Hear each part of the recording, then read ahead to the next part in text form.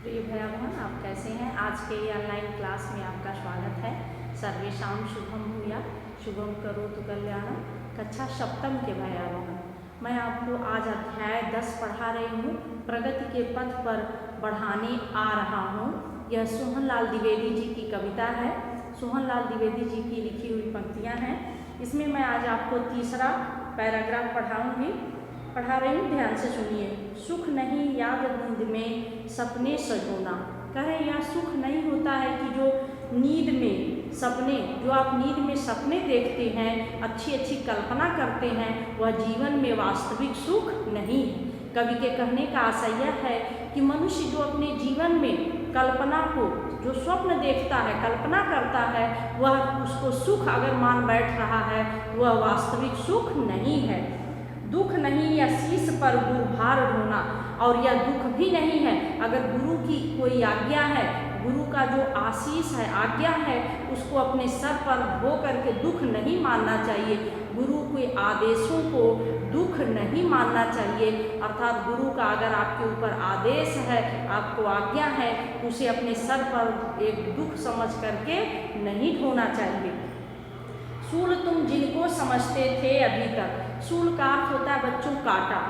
जिसको आप कांटा समझते थे अभी तक, हे भारतवासियों, जिनको आप कांटा समझते थे अभी तक, मैं उनको बनाने आ रहा हूँ। उस सूल को, उस कांटे को मैं फूल बनाने, फूल जैसे सुकोमल और कोमल बनाने, फूल जैसे सुंदर और कोमल बनाने के लिए मैं आ रहा हूँ। मैं प्रतिज्ञा कर लिया हूँ कि जो सूल की तरह हैं, जो कांटों की तरह हैं, अर्थात जिनका हृदय कड़वा है, जो कटुक व्यवहार करते हैं, उन्हें मैं फूल की तरह सुंदर व्यवहार बनाने वाला या करने वाला मैं आ रहा हूँ। देखकर मझधार को घबरा न जाना।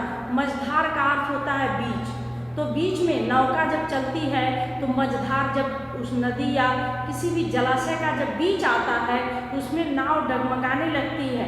कह रहे हैं कि हे पथिक, यह मनुष्य, हे भारतवासियों, तुम मझधार में अपनी नौका को, जीवन रूपी नौका को देख करके डगमगाना नहीं, डरना नहीं।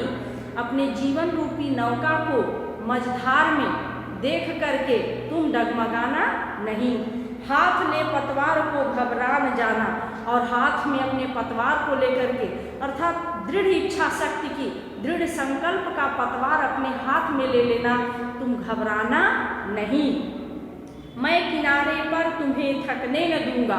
कवि कह रहे हैं कि मैं किनारे पर तुम्हें, जैसे तुम बीच से, मझधार से किनारे की ओर आओगे, मैं उस किनारे पर तुम्हें थकने नहीं दूंगा। पार मैं तुमको लगाने आ रहा हूँ, और मैं तुम्हें इस मझधार में, इस जीवन रूपी नौका से पार उतारने क्या कर रहा हूँ, मैं आ रहा हूँ। फिर से सुन लीजिए एक बार पुनः। सुख नहीं नींद में सपने सजोना। कवि का कहने का आशय है कि हे भारतवासियों, अपनी कल्पना को कहीं सुख मान करके बैठ मत जाना। दुख नहीं या शीश पर गुरु भार ढोना, और गुरु की अगर यदि आज्ञा है, गुरु का आदेश है, उसे दुख मान करके अपने सर पर भार लेकर के नहीं चलना है। सूल तुम जिनको समझते थे अभी तक, अर्थात जिनको तुम कांटा समझते थे, जिनका व्यवहार कड़वा है, जिनका जो व्यवहार समाज के प्रति है वह कटुक है, उनको भी मैं फूल के सदृश कोमल बनाने आ रहा हूँ। उनको भी मैं, सदृश का अर्थ होता है समान, उनको भी मैं फूल के समान कोमल और सुंदर बनाने के लिए आ रहा हूँ। देखकर मझधार को घबरा न जाना। कह रहे हैं कि माझी जो नाव को खेता है, वह बीच, मझधार को देख करके जो बीच होता है, उसी में वह, उसका हृदय डगमगाने लगता है। लेकिन तुम ऐसे माझी मत बनना, ऐसे मत बनना कि मझधार में तुम डगमगा जाना, डरना नहीं।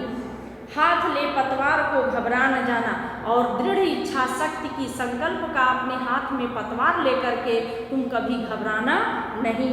मैं किनारे पर तुम्हें थकने न दूंगा, और मैं इस किनारे पर ही हूँ, जीवन के तुम्हारे इस किनारे पर हूँ, इस नाव के, नदी के। मैं तुम्हें थकने नहीं दूंगा, तुम्हें अरे अंदर थकान, आलस्य आने नहीं दूंगा। पार मैं तुमको लगाने आ रहा हूँ। कभी कह रहे मैं तुम्हें पार लगाने, अर्थात तुम्हारे जीवन में क्या आवश्यक है, क्या तुम्हें करना चाहिए, समाज के लिए, देश के लिए किस चीज़ की उपयोगिता है, किस चीज़ की आवश्यकता है, यह समझाने के लिए, यह जागरण गीत गाने के लिए मैं आ रहा हूँ। बच्चों, यह एक जागरण गीत है, सोहन लाल द्विवेदी जी द्वारा गाई गई है। तो यह जागृत, एक देशभक्ति का और प्रेम का, स्वदेश का ऐसे भाव जागृत करने के लिए यह गीत गाई गई है। धन्यवाद। आज के लिए बस इतना ही। शेष अगले दिन अगले वीडियो।